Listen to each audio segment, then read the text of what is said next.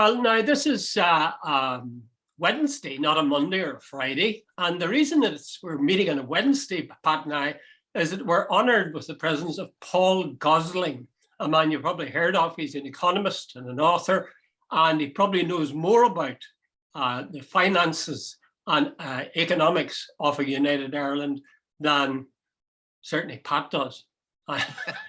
I know probably as much as Pat doesn't know. So listen, thanks very much, Paul, for coming, and we're looking forward to talking to you. Pat, do you want to kick off and ask Paul? Yeah, Paul, very simple. There on Monday, and the latest instalment, the Irish Times had a very long editorial about this whole thing about a united Ireland, and there has been considerable discussion in recent times. Now, I put that down to Brexit, but here's my question. It's very simple. Do you think it is time we had a serious discussion about the future of this island? Absolutely, Pat. I don't think it's the right time for a border poll, but I think it's absolutely the right time for us to have a sensible, detailed conversation. And I'm perfectly happy if that is via a citizens' assembly, whether it's a citizens' assembly in the south or the north, or crossing both jurisdictions, or other means. I mean, we've actually had some important, significant conversations involving academics. And I think it would be good if more people read some of the academic reports. As you probably know, I'm also involved with the Hollywood Trust charity, and it's put together a series of papers funded by the Irish government, looking at various concerns around the conversation on Irish unity. And one of the important pieces of work that it's done is simply to put together a compendium of all the work that's already been done, because a lot of things have been done, but they haven't been read, it hasn't been brought together, and people aren't aware of the work that has been done. So in a nutshell, Pat, absolutely we should have that conversation. It needs to be an informed conversation, and we need to build on what's already done rather than try to start again on things which have already had quite a lot of detailed consideration.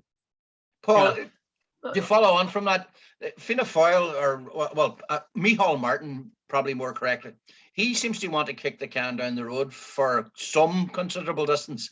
Sinn Féin seem to want to do it right away. Where do you fall? Probably between the two, to be honest, Pat. We need to have the sensible conversation now, but we should stop frightening people with the idea that a united Ireland is going to happen tomorrow. Now, one of the pieces of research that's already been done was by Seamus McGuinness from Esri in the south.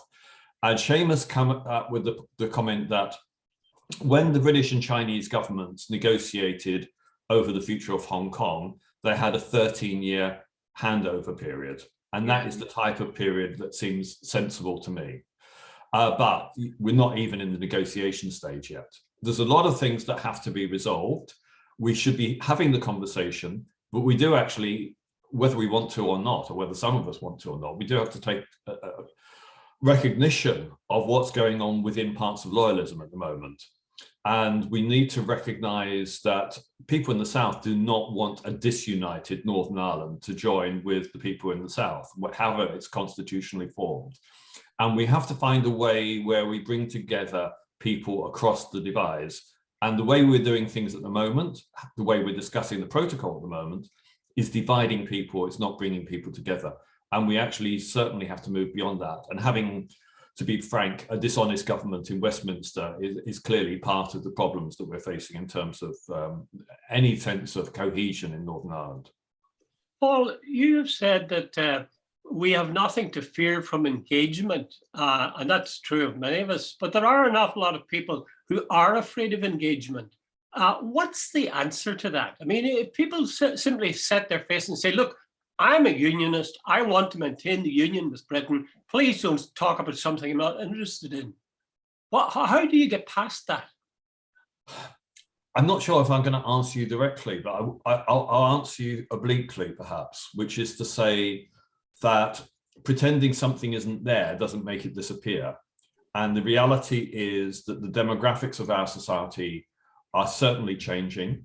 We have a three community, if you like, Northern Ireland. It's not a two community, and it never was simply a two community. You know, people like me come from other places and settle here. I have kids, they have various nationalities, and you know, we have a hodgepodge of different types of people living in the north. And it's simply not, you know, the traditional orange and green. It's not the traditional Free Presbyterian plus Methodist plus Church of Ireland plus Congregationalist plus Baptist form of Protestantism that we've had, and where the Quakers fit into that. I mean, you know, versus Catholicism. And you look what's happened within Catholicism. I mean, the religious framework of Northern Ireland has completely segmented, let alone the political framework. And we have lots of people here. I've got a Polish shop around the corner, a Latvian shop. I was out canvassing last night for the election and speaking to people from various Asian countries who've settled here.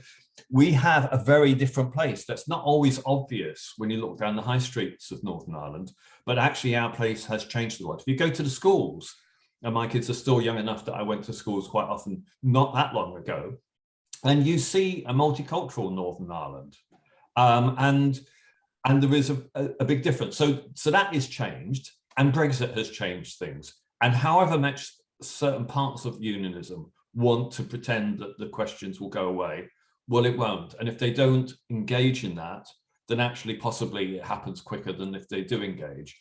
There has to be all of us who've got a settled view about what we want to see, an obligation to argue our case.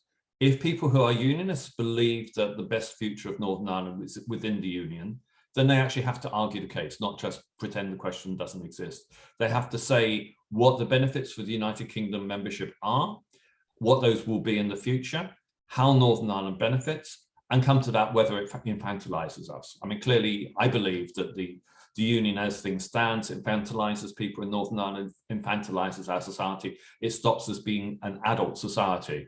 Well, if people who believe in unionism argue that it's actually to the benefit, then they have to provide a more convincing case of that, in my opinion, just as people who are Republican or nationalists have to provide an argument for Irish unity.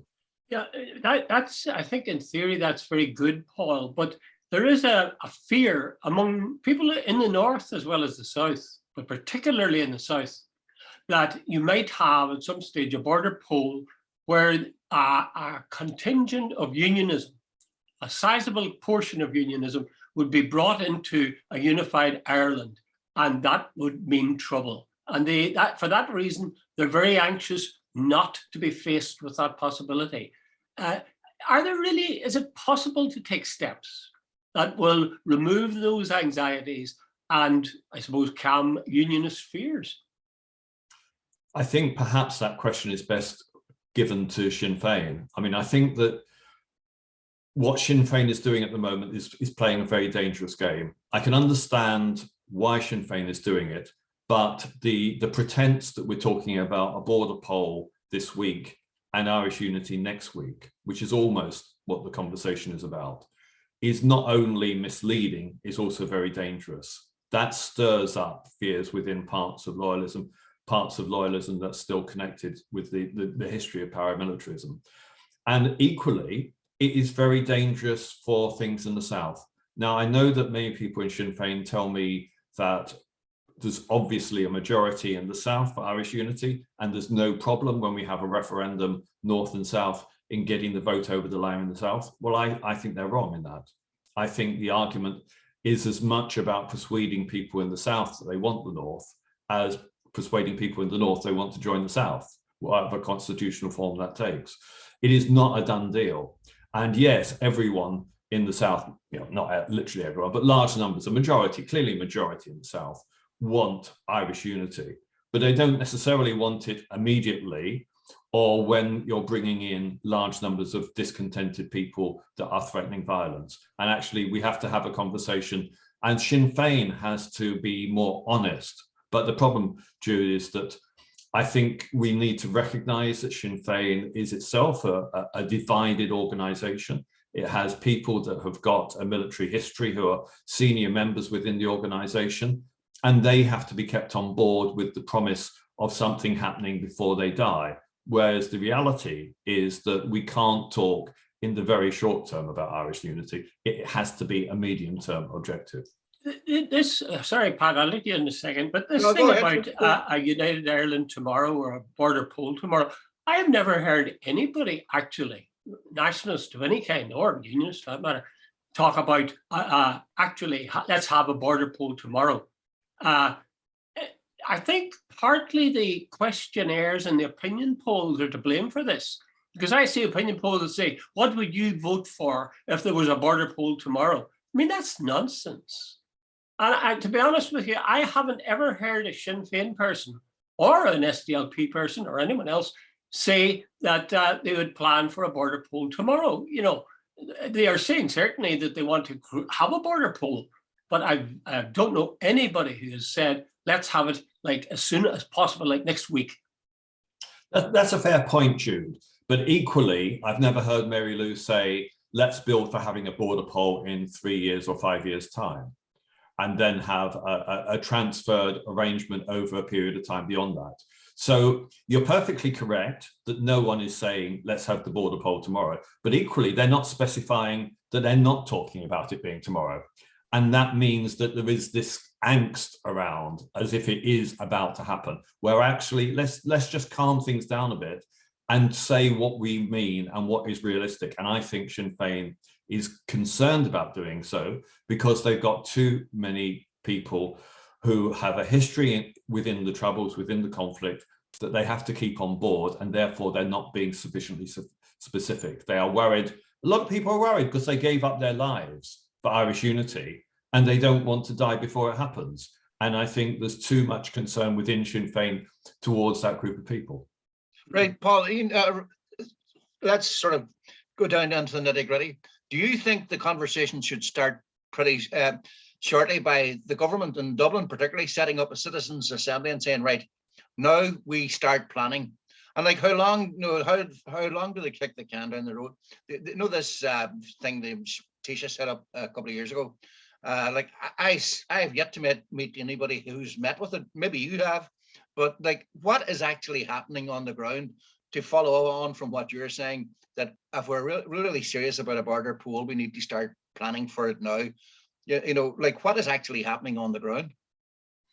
Well, that's a very good question, Pat. And I think that possibly nothing scares the Irish government more than the concept of having a border poll immediately. And that goes back to what I was saying to Jude just now about the fact that we have to have a more realistic conversation, and all parties have to be responsible about this, about what sort of timetable we're talking about. Yeah. I get the feeling that the Irish government would love the idea of Irish unity in perhaps 30 years' time. And a lot of us would want it a much shorter timescale than that. Paul, sorry, Paul, could I ask you, what would your timetable, what would you see as a reasonable time for holding a border poll, given the way things are developing at present?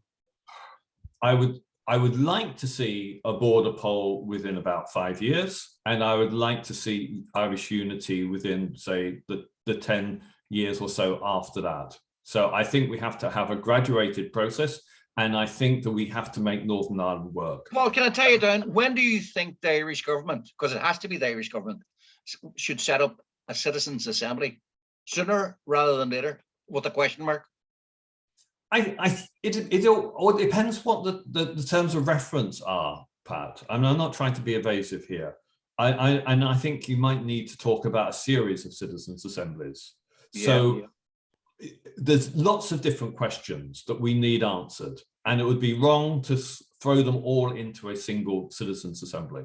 So let's just go through them. What would be the structure of the health service? What would be the structure of the education provision?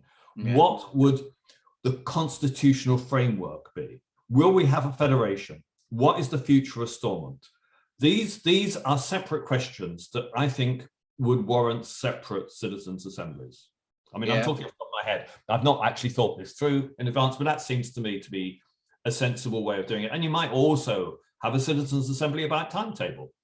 So, but equally, you don't want to give the political class in the South a buy on taking a position on important questions. I mean, citizens' assemblies have been magnificent in resolving issues like women's reproductive rights, and gay rights. And those were broader social questions where it would perhaps arguably have been wrong for government to lead people, and it's better for people to lead government. But I'm not sure the same completely applies when it comes to Irish unity. And we've got all the parties pretty well committed in principle to Irish unity.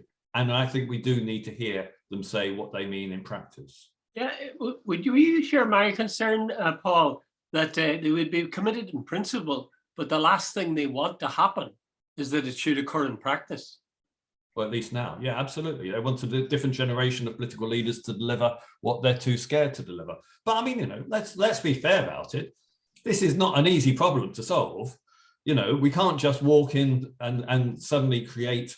We haven't even decided what the structure of our society, of our government, what the institutions will be. I mean, you know, we need to have a proper conversation about this stuff. Well, can I ask you one that always comes up once people start talking about a united Ireland or planning for it? They say, what about the NHS? The South couldn't possibly have to pay, see the doctor and so on. Is it that the South would have to pay a price? Is it possible to get the South's health system upgraded to the point where it might be comparable with the NHS? Or is the NHS overhyped? Maybe the NHS has got all sorts of problems itself. Can I let you into a secret, Jude, which is that we don't really have a national health service in Northern Ireland at the moment.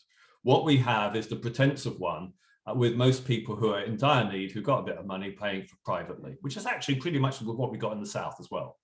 So actually what we need to do, first of all, is bring the two health services together to recognise that both of them fail to provide the quality and availability of care that's needed, and actually achieve a few efficiencies of scale. I mean, if you had a cross-border service, then actually you should be able to bring down some of the costs. We already have some cross-border provision. I live in Derry, and we've got a cross-border cancer care service at Outnagelvin. If you've got a child in the north who's got a serious heart illness that needs surgery, they're taken down to the Children's Hospital in Dublin. So we have got some provision. We need to expand it. But actually, and this will take a few years, we need to bring the two services together, both to achieve efficiencies and also to deal with the fact that both services basically are not providing what people need. We've got the Bengoa reform proposals. These have not been introduced. We don't have the courage of government in the north to have delivered it so far. We're at the very moment we actually have the possibility of getting agreement with all the parties, the DUP has collapsed the executive and can't get a 3-year budget in place that initiates the beginnings of reform in the north. So let's not pretend we've got the nirvana in the north and they've got something less than that in the south. We have two failing systems that both need to be reformed and need to be brought together, but it won't be quick. And you know, the Directors has already agreed with Shlundacare that there should be fundamental reform of the health service in the south, but that has itself been probably was already being derailed before COVID, but COVID has caused real difficulties. And actually, the truth is we need to put more money into our health services and we need to make them universally available, free of charge at the point of provision. Well, I remember talking to you before, and I'm open to correction this, but I vaguely recall you telling me years back that the Republic of Ireland spends on a par with Germany on the health service, the Republic of Ireland, by the way, I'm talking about, but their outcomes are nowhere near as good as Germany's. Is that still true? I'm not sure that it is still true. I mean, it's difficult to compare. And the most recent statistics I've seen suggest that actually perhaps things are not quite as they were. What is certainly true is Ireland does not get the quality of healthcare or the coverage of healthcare that it's paying for. And that's, in my opinion, because too much of it goes into the spending goes into the private sector. Yeah. So, Ireland is paying enough to get a good service. It's the structure that doesn't deliver the best possible service. I mean, I think France has actually got one of the best outcomes in terms of provision of service, and that's largely, you know, a state-funded service. But yeah, I'm not sure that those. There are doubts about the quality of the statistics on that, Pat. And I think it probably does depend on what you classify as health spending. So it's quite difficult for statisticians to get their heads around. Yeah. Paul, the other thing that many unionists, well, virtually all unionists will cite if they're opposed to United Ireland is the 10 billion subvention, annual subvention. What's the answer to that? I mean, do they not have a point? How confident can we be in the figures, I think, is the first question. There are various different estimates about what the actual subvention is. And firstly, in case anyone's listening doesn't know what subvention means, basically it means the subsidy from Westminster to Northern Ireland. There are doubts about the accuracy of the figures in the first instance because there are questions about whether corporation tax and VAT are properly allocated in the calculations. But you move beyond that, there are certain elements of it that wouldn't apply if you had Irish unity, or you wouldn't expect to apply. So, for example, would the Irish armed services need to expand by having a geographically larger state? Probably not. Probably you wouldn't need to engage more soldiers or whatever, so that the cost of Northern Ireland's contribution to the British Army is simply lost. It's not something you need to maintain. Similarly, and this is why you have to have the negotiations around Irish unity.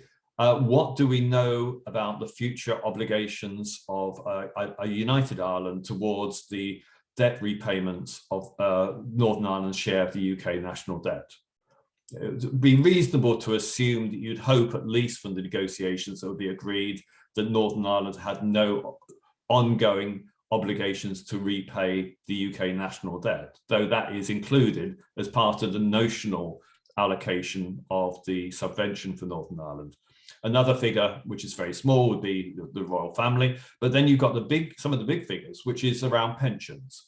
So if Jude, if you've got a British state pension and you decide, if you're still able to retire to Spain, the British government will continue to pay your state pension if you live in Spain. What is the situation for people with a British state pension who live in Northern Ireland and continue to live in Northern Ireland? Does that become a responsibility of the Irish government, or is that something the British government continues to pay? Presumably, probably the British government. Equally, what about former soldiers who've retired here, former civil servants? Who takes on the liability, the responsibility for those pensions? If you take all this stuff out, you're coming down to probably around maybe £3 to £5 billion annual subvention, in which case it's not unrealistic for a united Irish government to pay for it, especially if it's assisted by the European Union, by the United States. And also if you start having, because of the new outlook, you have perhaps a more dynamic economic environment, you start getting more investment and people see that actually it's a good place to invest. So you can make an argument that the subvention has been overhyped in terms of the arguments around Irish unity. Yeah, the other thing as well, Paul, I noticed that I think on Friday, LYIT in Letterkenny becomes a part of the North Atlantic University. Paul, I know you're involved or were involved on the outskirts. Like the Derry Donegal, I'm getting a bit parochial here. Jude can just bear with me for a while. No, McGee College were promised 10,000 students way back, nowhere near, not even half, not even 50%. The border has absolutely decimated the communities on both sides of the community, both sides of the divide. Donegal is probably the Cinderella county. It's neither of the north nor of the south, and it hasn't really taken off economically. It's got the least disposable income of all the people in the Republic of Ireland. Then you switch over the other side, you go along Strabane, is probably the most deprived area of Northern Ireland. Now, if you go really seriously about a united Ireland, you need an economic corridor, most certainly between Derry and Letterkenny, and I presume Jury, Dundalk, and so on. And you mentioned someone earlier on.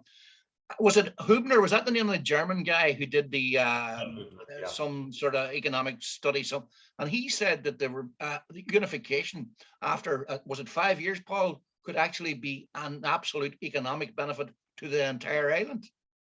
He did, but there's been a lot of criticisms of his work. Yeah, because he not for these facts, but the source of these facts. Well, yeah, I mean, just to make that clear, Pat, I mean, there were criticisms of his report because it was commissioned by Sinn Féin supporters in the United States and it wasn't peer reviewed by academics. But broadly, I mean, what he's saying in terms of economic opportunity from unity, I would say is right. lot of these things we don't know the answer to. And one of the things that I was walking across the park yesterday, and I was challenged by someone yesterday saying basically, well, what happens to Stormont in the event of an Irish unity? What happens to Donegal? I mean, because Donegal has been neglected by the Irish government. Derry has been neglected by Stormont. Yep. If you had a federal state in which you still had Stormont and you still had some sort of divide between Donegal and Derry in administrative terms, how does that take the economy forward? And actually, you know, the other thing which is one of my criticisms of Invest NI is the fact that the travel to work area for Letterkenny and the travel to work area for Derry is cross-border. Yeah. And actually, they're not marketed as a single cross-border region. And that is a problem. And it's, you know, you're quite right. The Letterkenny Institute, now the North Atlantic University, I think. Yeah. I mean, you know, it is not genuinely cross-border, but it does suck out some of the opportunities. Hold on, Paul, what do you mean by that? It's not genuinely cross-border?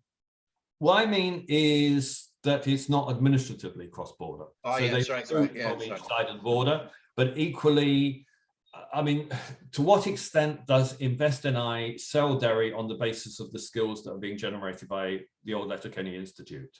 To what extent are Letterkenny Institute, the New Atlantic University, competing with Ulster University? I mean, these are issues that need to be resolved. And actually, we need to have confidence that a new structure doesn't repeat the mistakes of the old structures. Because, you know, it is absolutely clear that Donegal has been neglected.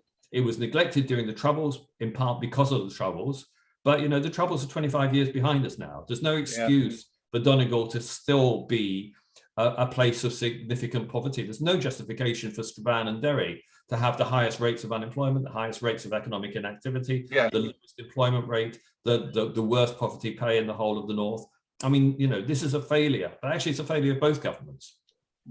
Right, we have about 5 minutes left, Paul and Pat. So could take a question each, Pat. I've got one that I'd like to ask, and that is, what would you say, Paul, are maybe the 2 or 3 even mistakes that people make, basic mistakes that they make whenever they start thinking about or talking about the economies of a united Ireland? I think that firstly, people assume that the Irish economy became the success story it is because of corporation tax rates and only corporation tax rates.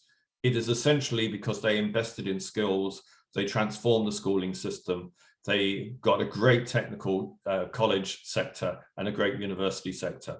And as an English-speaking country which has the right skills, that in itself has driven the economy. The tax advantage is just one element of it. So I'd say that is part of it. One of the criticisms I get, which is something that has to be dealt with, is the fear of inflation and cost of living in the South. And, you know, I had my daughter go to university in Galway for a year, and Galway is an extremely expensive city for university students. Dublin even more so, Cork as well. And you'd hope that Irish unity would help to deal with that by taking out some of the demand from Dublin and giving more demand up to Derry, for example, and spreading the demand, spreading the jobs a bit more widely. And that would be, I think, one of the opportunities that one would want to exploit from this. But I mean, I think just because you had Irish unity doesn't mean suddenly you'd have Dublin prices in Derry and Strabane. Paul, you've done a hell of a lot of research, and I was involved in the fringe of some of it. You know, quite recently you've written a book. Based on all that research, do you personally believe a united Ireland is economically a very good idea, or a bad idea? Very good idea, absolutely. But I don't think we should underestimate the problems. The problems, though, are less economic and more political and sociological. I mean, I think there is a global problem of identity politics. I think this concept that your identity is more important than anything else, you know, where you had, you know, a DUP politician saying immediately after Brexit, I don't care what the economic cost is, I just want to get us to get out of the European Union. This stuff around identity being more important than anything else is, I think, a real problem, and it is connected to lots of other problems. Yeah. Is there any way it can be rectified? A lot of this, I think, comes down to media and social media. I think a lot of it is fear. There's always fear traditionally within society of the outsiders who come here. As an outsider who has come here, I haven't experienced, but there you go. I don't know what the solution is, but I do know that things seem pretty bad. And if only, I mean, I've interviewed a lot of loyalist women in East Belfast, and I get across the board, all the women I've interviewed, a recognition that loyalist women in East Belfast are broadly dealing with the same issues as working class Republican nationalist women in Cregan, for example. And there needs to be a broader recognition that the problems we face here are economic, they're social, they're not about which religion your family happen to be born into. Paul, do you just changing the subject slightly?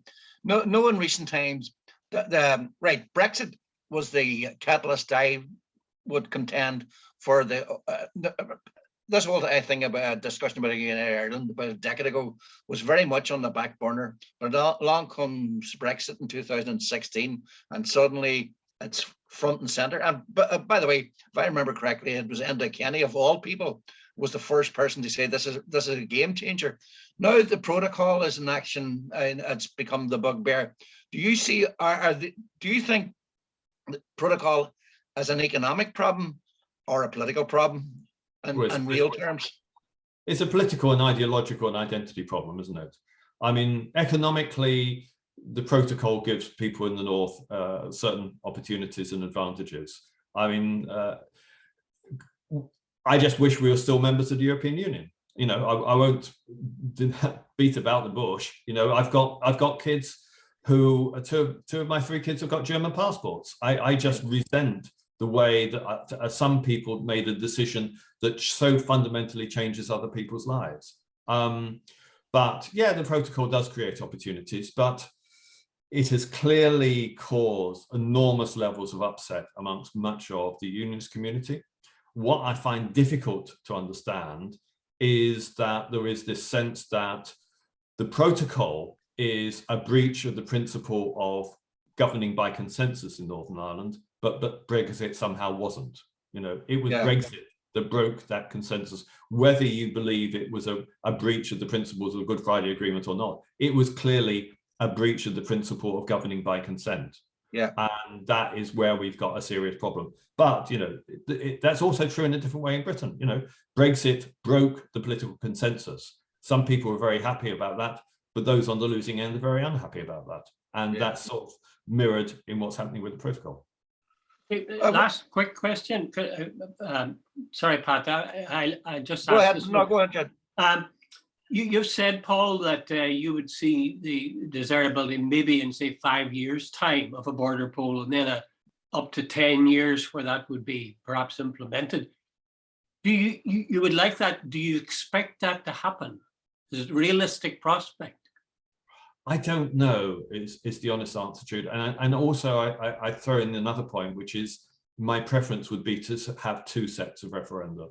So rather than making the mistake, as with Brexit, that you had a simple switch where you didn't really know what you were walking into when the door was opened, you actually had a vote on the principle, both North and South, and then you had the negotiations, and then you had the vote to confirm the outcome. That, I think, would be a better approach. It's not perfect, because clearly the negotiations would be influenced by the expectation of what follows. But I think that would be better than what we've had with Brexit. So, you know, I think we just have to get over this idea that something's about to suddenly happen. We need to have a staged process and be sensible, mature about it. Paul, my final question. 2 minutes. 2 minutes. My final question to you is very simple. When do you think can I nail you down, that's the best way of putting it, on citizens' assemblies? when should they start? When should they get up and running? I think if you had a series of citizens' assemblies, you could start the first one pretty well immediately. I think it's a matter of, for example, if you had a citizens' assembly on health, you'd want to talk about integrating the health service north and south. And you could get on with that pretty well immediately. And actually, if you decided to integrate that, that wouldn't necessarily require integration of the two states. You could do it anyway because it's a sensible thing to do. Do you think there'd be unionists who would sit on that? Would they be willing to? Would you get a reasonable proportion of them? Some would, yeah. I mean, obviously, there are some unionists that will simply say, well, the Irish government is a foreign entity and I don't want anything to do with it. But you have some unionists, lots of unionists are entirely sensible people and can see the opportunities and recognise that cross-border provision is good. I mean, even Edwin Poots, when he was health minister, is the person that gave the go-ahead for certain levels of cross-border healthcare because it made sense and it gave people on both sides of the border better health outcomes. And that's the way we should be moving forward. Are you optimistic for the future? Not when there's riots and posters burning and things like that. No, it's a bad few days. Elections tend to bring out the worst in some people. Yeah.